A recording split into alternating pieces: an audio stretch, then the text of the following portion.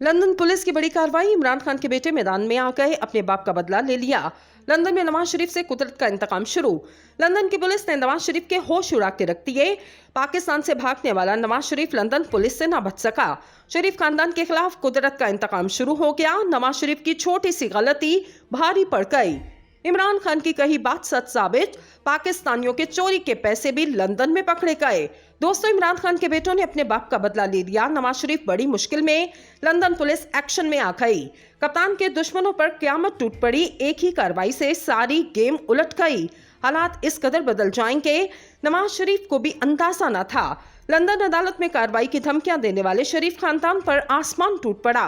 अरशद शरीफ कत्ल के हवाले से ऐसी खबर सामने आई जिसने सबको हिला के रख दिया। नवाज शरीफ कसूरवार हैं या नहीं, आज की ये वीडियो और लंदन से आने वाली खबर सुनने के बाद इसका फैसला आप खुद करेंगे। तो बिला ताखीर मौजू के असल हिस्से की जानिब जाते हुए आपको सबसे पहले बताते चलें, कुछ समझ नहीं आ रहा कि मुल्क किस समझ जा रहा है। इदारे आपस में उलझ पड़े, सियासतदान आपस में लड़ पड़े। एक ही जमात के दो मईशतदानों की आपस में नहीं बन रही। सिक्योरिटी इदारे कशमकश का शिकार हैं। इलेक्शन कमीशन मोहताजी की हालत में है। अतियोर एस्टैब्लिशमेंट हर कोई खुले चैलेंज करता नजर आ रहा है।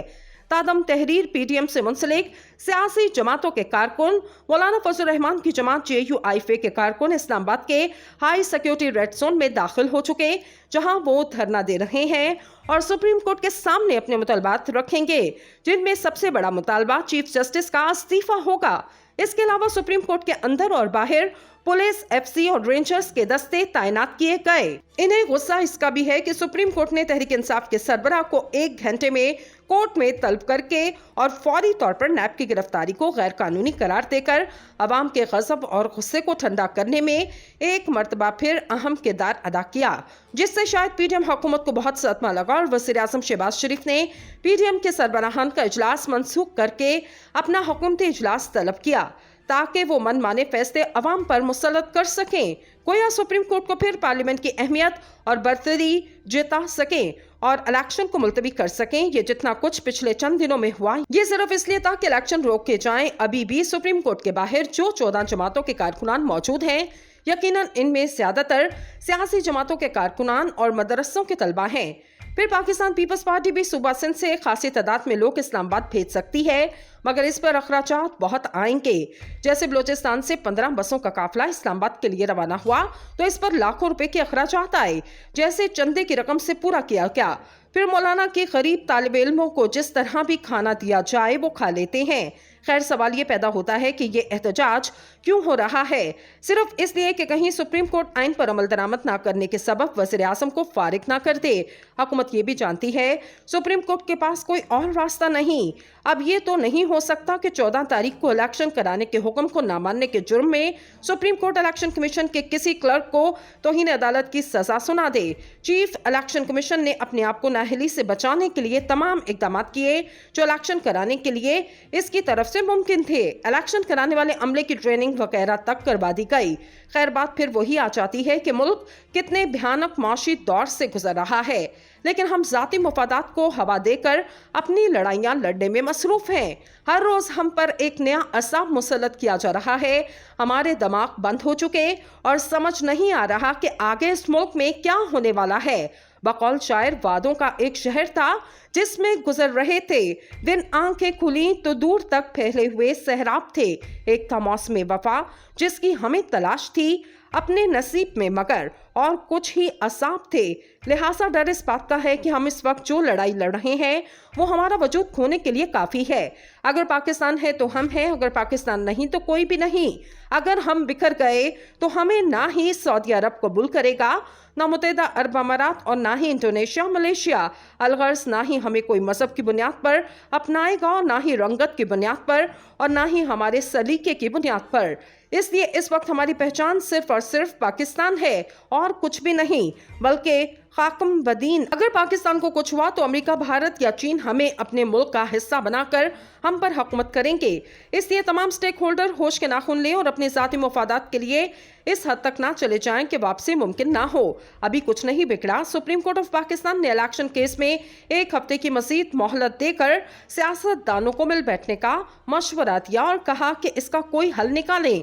हम भी अपने कॉलम्स में गुज़श्ता 6 माह से शोर मचा रहे हैं कि हमारे हालात ठीक नहीं, माशी तौर पर हम तबाह हो चुके, दुनिया देख रही है, हम संजीदा होने के लिए तैयार नहीं। इसलिए इलेक्शन करवा दें ताकि मुल्क को सही क़यादत नसीब हो। आप यकीन माने तुर्किया में 3 माह कबल इस कदर खौफनाक ज़लज़ला आया, मगर इन्होंने फिर भी इलेक्शन करवा दिए। लेकिन इसके बरक्स हमारे यहाँ सभी क्यों इक़्तिदार से चिपके रहना चाहते हैं? हद तो ये है कि जो भी इक़्तिदार में आता है उसे कुर्सी की ऐसी लत लगती है कि वो कहता है कि बस अब यहीं उसका ओढ़ना बिछोना है। बादियों नज़र में ये बात वाज़ेह है, जब इलेक्शन करवाने के लिए पूरा मुल्क कह रहा है, अदालतें कह रही हैं, आइन कह रहा है, मुल्क की सबसे बड़ी सियासी जमात तक कह रही है, तो क्यों नहीं करवाए गए? और ऊपर से फिर आप मकबूल सियासी पार्टी के लीडर को गिरफ्तार करते हैं, तो फिर रद्द अमल तो आएगा। मेरे ख्याल में अब लीडर्स को गिरफ्तार करके फांसी पर लटकाने का दौर खत्म हो चुका, और वो दौर भी खत्म हो चुका कि अब आवाम को जो बताएंगे और लोग इस पर यकीन करना शुरू करेंगे। और रही बात मौलाना फजल रहमान के धरने की, तो मौलाना की सियासी अहमियत ये है कि वो अपनी ही सीट हार चुके। गुस्सा उन्हें सिर्फ इस बात का है कि तहरीक इंसाफ वाले उन्हें मखसूस स्कैंडलाइज नाम से पुकारते और इनका हर जलसे में जिक्र करते हैं।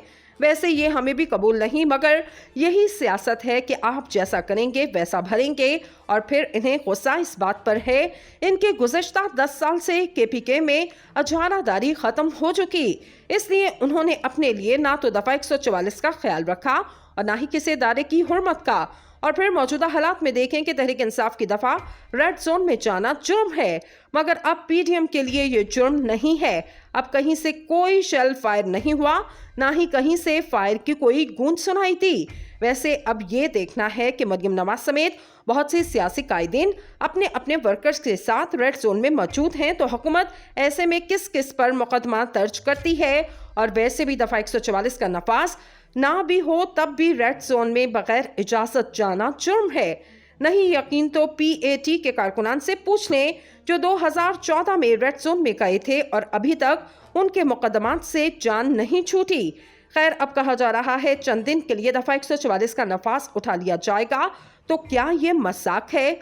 मतलब ये बिल्कुल ऐसे ही है जैसे आपकी ज़ाती मालबरदार जहाज़ जब पोर्ट पर आ जाएं तो आप मखसूस अशिया पर से ड्यूटी ख़त्म कर दें, और जब जहाज़ ऑफ लोड हो जाए तो आप दोबारा ड्यूटी लगा दें। मतलब ये भी है कि आपने सियासत और आइन को भी कारोबार बना लिया जाएगा, तो क्या ये मजाक है? मतलब ये बिल्कुल ऐसे ही है जैसे आपकी ज़ाती मालबरदार जहाज़ जब पोर्ट पर आ जाएं तो आप मखसूस अशिया पर से ड्यूटी ख़त्म कर दें, और जब जहाज़ ऑफ लोड हो जाए तो आप दोबारा ड्यूटी लगा दें।